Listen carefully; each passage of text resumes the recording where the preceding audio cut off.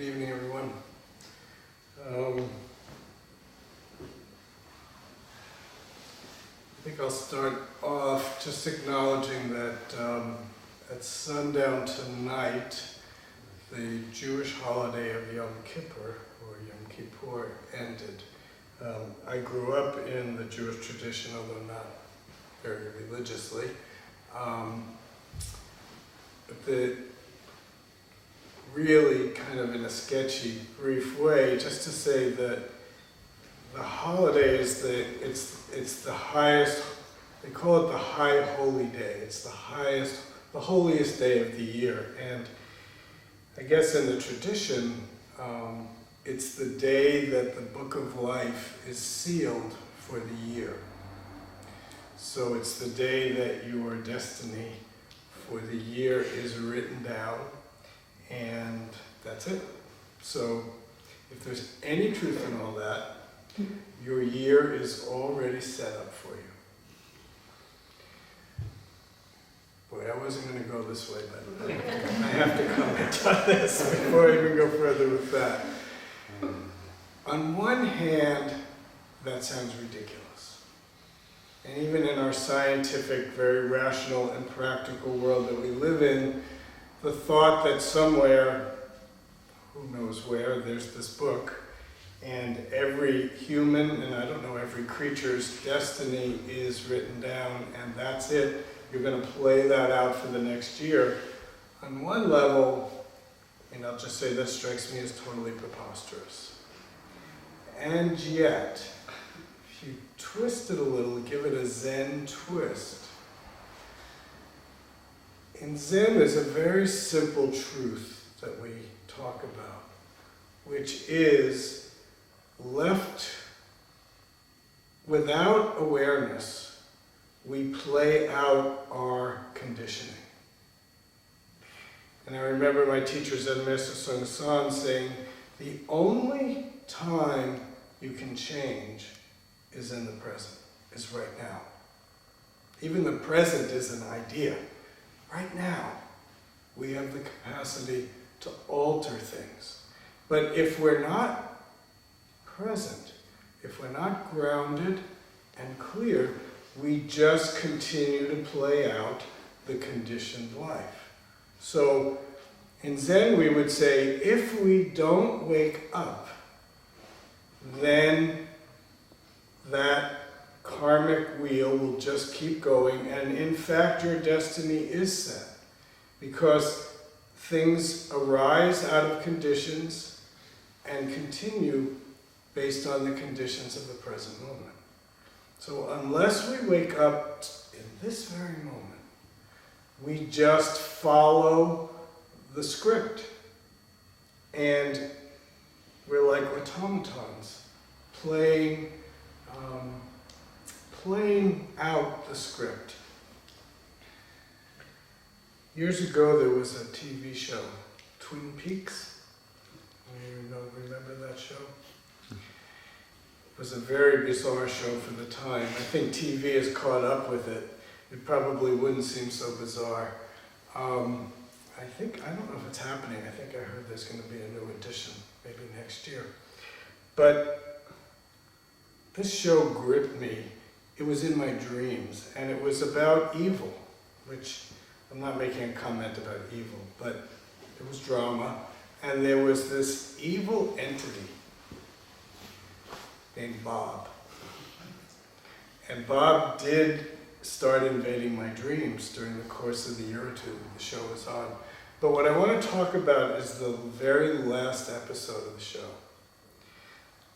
I can't even begin to tell you all that happened, and it's not even necessary. But at the very last show, the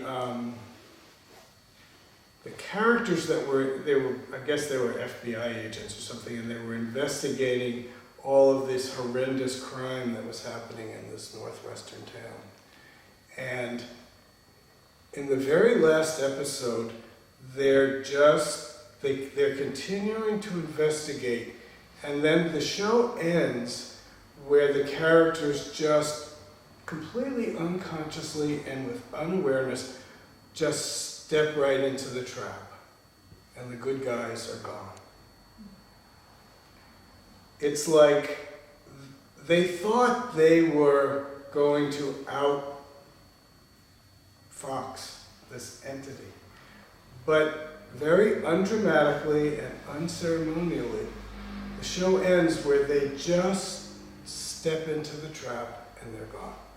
Does that make sense when I'm saying that? I'm saying it that clearly.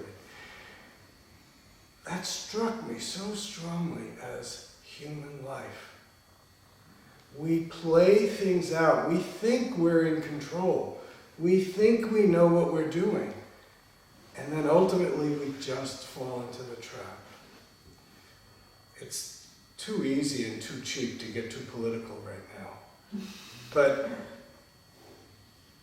and I'm not meaning to be political, but I am wanting to say that when I look at Donald Trump, and probably it's true for Hillary Clinton, everybody else running, we can't help but be ourselves and play to type. No matter how much we try, we reenact the same mistakes, the same drama over and over and over again. I'm looking at you, Dennis, I'm thinking of Greek tragedy, where everything gets set up and then we just walk right into the trap. And we like to think we're smart enough. We like to think we won't do it. But then it gets done. I have this interesting drama that I won't get into in my family, my extended family. And we had this whole event scheduled, and then one person decides not to come. And it's the exact person that you would figure who would decide not to come. And my reaction was, she can't help herself. She's just playing out the karmic script. And stepping back, I almost could have predicted that's exactly what was going to happen, because it fit completely. So if we look at our lives, and if we're honest, I think we can see how things happen and we actually create them by the things we've done before. And we think we want it to be different, and we probably do. But there's something else at play. Something else that's controlling us. And we end up reenacting exactly the thing that's either predictable or even sadder, the exact thing that we don't want to happen. From the Zen perspective, it's because we're stuck.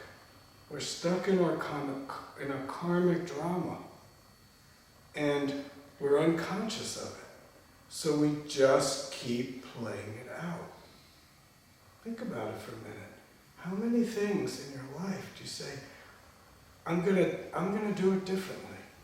And then some unconscious or unknown force feels like it pulls us almost to enact the exact thing that we say we don't want. The Buddha didn't use this language, but the Buddha's teaching, and specifically in the Zen twist on the Buddha's teaching, is completely about this. It's if we don't become aware, if we don't wake up, we will continue to create the suffering for ourselves and others. There's no value judgment there. It's just the way it is. You know, Paul said in my introduction that I'm also a psychotherapist, and this week in particular, there's been a lot of the people I'm working with have been going through a lot of difficult, painful experiences. And there's such a quality, on one hand, there's a feeling of stuckness. This is really hard to express. It's both predictable and theoretically easy to fix. It's just that in practicality, it's actually quite difficult. to make the changes and do the work and actually moment to moment live out with awareness and consciousness our lives so we can do it differently. Does this make sense what I'm saying? The teaching is so simple, it's ridiculous. Calm down. Recognize that your mind and your emotions are driving you crazy. Bring your awareness, your energy down into your lower abdomen. Slowly breathe in, slowly breathe out, and pay attention. Be aware, what am I doing right now? What is it that's going on right now? If we live that way, our lives will be different. I can guarantee you. I have absolutely no doubt about this.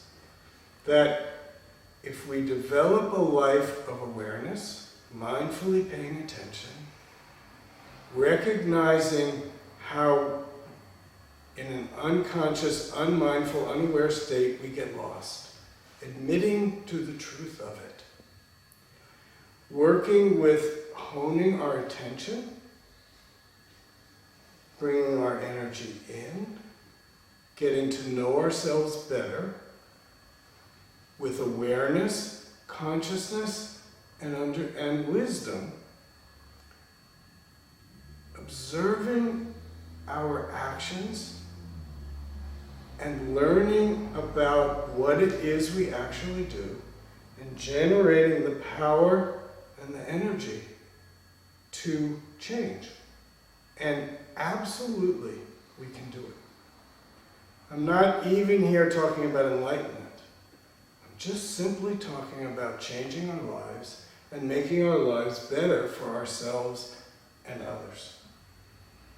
I guarantee you it works. The only problem is, it's so fucking hard to do. Because our desires, our unconsciousness, our fears, our inability to pay attention to what's important get in our way. And the whole point of practice is to be able to settle in, to be able to hold our energy, to be able to witness, and to be able to act differently. Simple. Simple, simple, simple, simple, simple. But it takes energy, it takes focus, it takes a willingness to go into places that are uncomfortable and complex and don't have a clear solution. And to be willing to hang out in that space of not knowing. We're so uncomfortable that we grab what we're familiar with, thinking that that's the life raft that's going to save us. But the sad irony is that it's the boat that's pulling us out to sea. And we're just getting more and more and more lost. So easy, but hard. From a kind of a Buddhist psychological point of view, one of our problems, one of our really deep main problems, is we identify with a self that doesn't really exist. The image that I use sometimes is that our egoic structure, our consciousness, that kind of conditioned self, in Zen we often call it a small self, is like a cloud. And we get so focused on the cloud that we miss the sky all around it.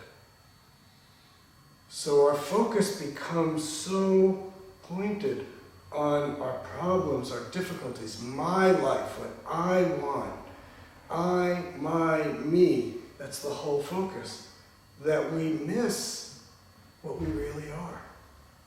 We miss the sky all around the cloud. So another way you can talk about practice is to widen our focus to include the sky, to recognize that actually We're so much bigger than this little cloud. And as we can widen our awareness, our wisdom grows, our compassion grows, and our ability to loosen up, to relax into it, rather than be afraid and get lost in it. I know in my own experience, I can talk about this, but things come up and whoosh, I get grabbed. And then my practice has to bring me back. So we can't just practice a little bit here and there. It's every moment, every day. What am I?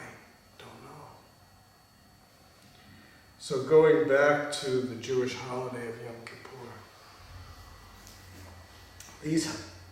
there's something that this holiest day is actually part of 10 days. And it starts at the Jewish New Year, which was, I guess, 10 days ago. And then there are the middle days between the New Year and today. And those days are called the Days of Awe, A-W-E. Awe. It's a funny word. What is awe? And probably we each would come up with a little bit of a different definition for awe. But when I take the word awe in, it's like your mind gets blown. It's all too much. It's so big. It's so unknown. It's so incredibly unbelievable that we're stunned. To have that experience of getting stunned, stopping, and recognizing that we don't know what it is. And in a way that, as I'm saying it, that being stunned, it's being humbled. It's recognizing what we say in our Zen tradition. It's recognizing it's recognizing don't know. It's recognizing that I doesn't know. And that moment is a stop. And that's actually the starting point. When we admit that we don't know. That we can't possibly in our thinking mind hold it all. You know, the greatest intellects, the greatest artists, the greatest of anything at any particular time can express something. But it's always being built upon. I mean, science, it's easy to see that. The brilliant mind 500 years ago that came up with something that we just take for granted and seems so obvious today. And whatever we think is so amazing and the edge of what we know today is not going to be such a big deal 100 years from now. That it's unknowable and it's an expanding universe that we build upon, and we grow this wisdom by not knowing. Knowing, believing, sticks us back into the conditioned self. Not knowing. Awe opens us up. It includes the sky, not just the cloud. And in that way, change can happen. But if we don't get stunned, if we don't stop, if we don't wake up, the drama just plays out and we walk right into that trap.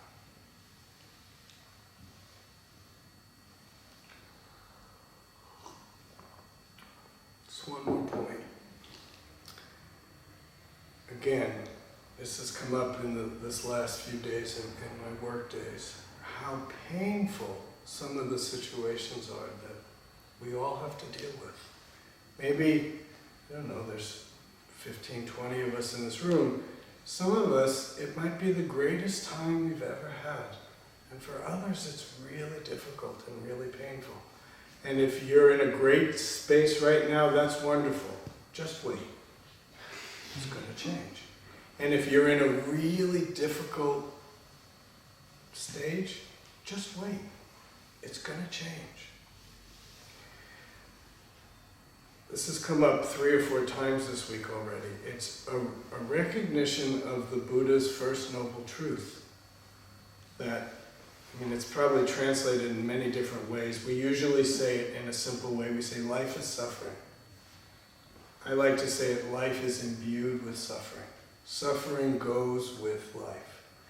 In the 2nd, 3rd, and 4th noble truth, the Buddha talked about why that is. But if the first truth is that suffering exists in our world, in our lives, then it's not our fault. It's not like I made it happen. And it seems so endemic in our culture, at least, that we blame ourselves for the suffering that we find ourselves in. And of course, as I've been talking about, there is a way to deal with it, so we do have some responsibility. But we didn't cause it. This is human life. And that contraction around "it's my fault" closes us down. Again, 3 or 4 times, 5 or 6 times in the last few days, people will say to me, "I don't know how to do it." And I say to them, it's just come up so clearly this week. If you say, "I don't know how to do it," very often what that means is you're closing down, you're giving up. It's like it's hopeless. And you can see when we say it, there's like a physical contraction. In Zen, we turn that around to an opening. We say, "I don't know." And that not knowing then opens us. We use that not knowing rather than to collapse around it. It's our point of opening. So if I don't know how to do it, so if I say to somebody, "You need to pull your energy in and bring it down to your lower abdomen," and they say to me, "I don't know how to do that," I say, "Great. Now look. Work with it. Pay attention to it. You can find it if you work with it. If you think you know how to do it, you'll probably mess it up. But if you don't know how to do it, then you're curious about it. Then you use it as, in our tradition, we might say as a koan. As a koan is the conventional way of saying that word. How do I do it? How do I find that spaciousness? I don't know how to do it, I close down. If I open to the question, maybe I can find it. So we've got to transmute that discouragement into curiosity and wonder, into awe. Awe is such a wonderful tool of practice. Let your mind get blown. This world is so incredible. It's so amazing that all of us are sitting here right now. It's amazing that there's light from these lights. Somebody, 63, 73, about 80 years ago, 79 years ago, probably 80 or 81 years ago, a group of people decided to build this building. They had no idea what was going to be happening in this building today. None. They couldn't have even imagined it. It was open to some kind of church. They had no idea that some Buddhist group 80 years later was going to be sitting in their church. No possible way of knowing. They couldn't have imagined that Buddhism was going to somehow grow in our culture. But it did. We fool ourselves into thinking that what we know predicts what's going to happen. Practice is about recognizing that it's not true. And we use that awareness moment to moment to moment to moment to wake up. And it really is possible. I guarantee you, if you do those very simple things I talked about, calm yourself down, stop, breathe slowly, find your energy in your lower abdomen. Listen to what's happening rather than what you're thinking in your mind. We chanted tonight, and I said, hearing the cries of the world is the deep meaning of compassion. If we listen, we can discover. But we're so lost in our own fictitious ideas about what is that we never see it. I guarantee you, if you pull yourself out of your story, your awareness will grow, your behavior can change, and the whole world around you will change. I have absolutely no doubt about it. But you have to do it. And the reason we have a Zen Center, the reason we schedule meditation and chanting practice, the reason why this Saturday we're having a one-day sit, the reason that next month we'll have a 3-day retreat, the reason that we do it again and again and again and again is because there's so much, I guess, is it inertia? There's so much push against it that we have to again and again, again and again come back to remember to be surprised.